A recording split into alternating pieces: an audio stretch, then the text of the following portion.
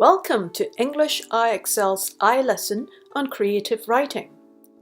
This iVideo, we will focus more on the narrative form and the 5 essential elements of writing. I am Ms. Hazel Tan, co-founder of English IXL International and your host on this program. The narrative form and the 5 essential elements. How do I craft excellent creative writing?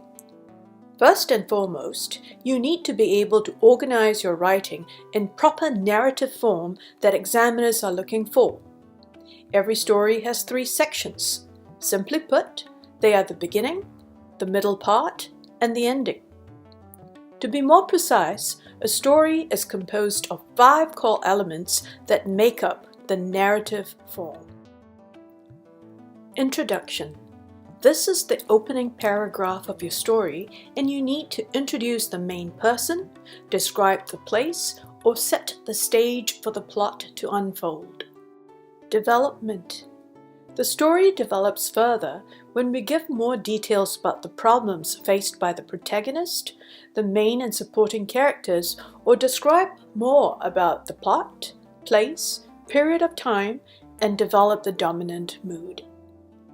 Crisis and suspense. Crisis. The crisis refers to the main problem faced by the protagonist in the story. The story is also advanced as we understand more about the nature of the challenges facing the main character. It puts the main character in a difficult situation so as to evoke the feelings of the reader. The writer may want to extract sympathy, compassion, or affection from the reader towards the protagonist. That is a critical element in all stories. Suspense. Your story must build up suspense gradually. What is suspense? It refers to the tension that you build up in your story as you put the main character into difficult situations. If you hit the high point too quickly without engaging the reader and making him or her curious and excited to want to read more, the story starts to be boring and falls flat. You want the reader to be involved and interested to keep reading to find out what happens next. Resolution of crisis or climax. The climax is the most exciting part of the story. It shows how the crisis is resolved. Your story must have a climax. You must tell the examiner what happens to the main character and what the outcomes are. Conclusion. Your story should not end suddenly. You can end it on a happy note, a sad note, or even a puzzling note. You can also pose a question or make a statement to highlight the moral of your story. The conclusion also ties up any loose ends or completes some unfinished business. The most important point is the ending must be relevant to the theme of your story and rounded off.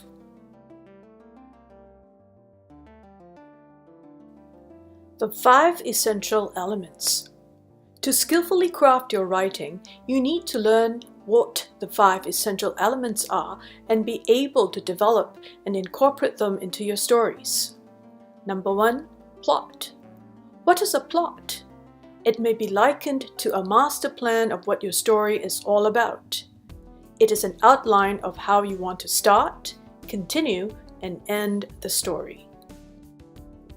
Number 2. Place or setting. In order for your reader to be able to connect with your story, they need to know where the story takes place. The setting could be real or imaginary, and your story could be in Singapore, China, Canada, or Iceland.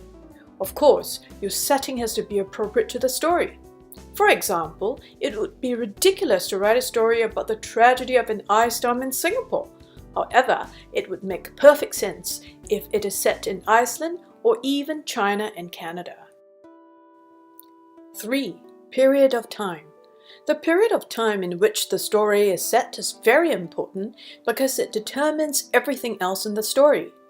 If a story is set in ancient China, for example, there would not be any electricity yet, and your plot cannot work with anything that requires electricity, such as light bulbs and air conditioning. Instead, you would need to use candles and hand fans. Typically, it is accepted that your story is set in the present time unless the author specifies or suggests that it is either in the past or in the future. Some stories span both past, present, and future, and time travel stories are such examples. 4. People or characters. Every story must have a hero or protagonist and an anti-hero or antagonist, accompanied by supporting characters. The hero or protagonist is the main actor in your story and usually has good and admirable qualities. The anti-hero or antagonist is the bad guy. You need to have a balance of both good and evil characters.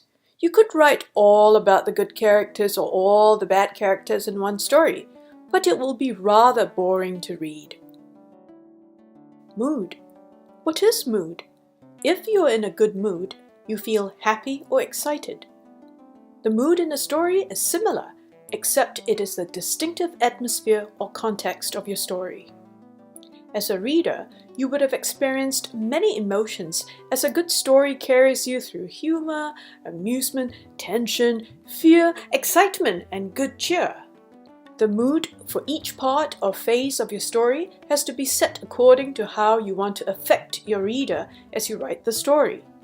There should be a predominant mood, for example, victorious or tragic, but there are shifts in mood to advance the story. Thank you for watching, and please subscribe to our YouTube channel, like our Facebook page, and visit us at EnglishIExcel.com for more resources and register for a free trial. Goodbye.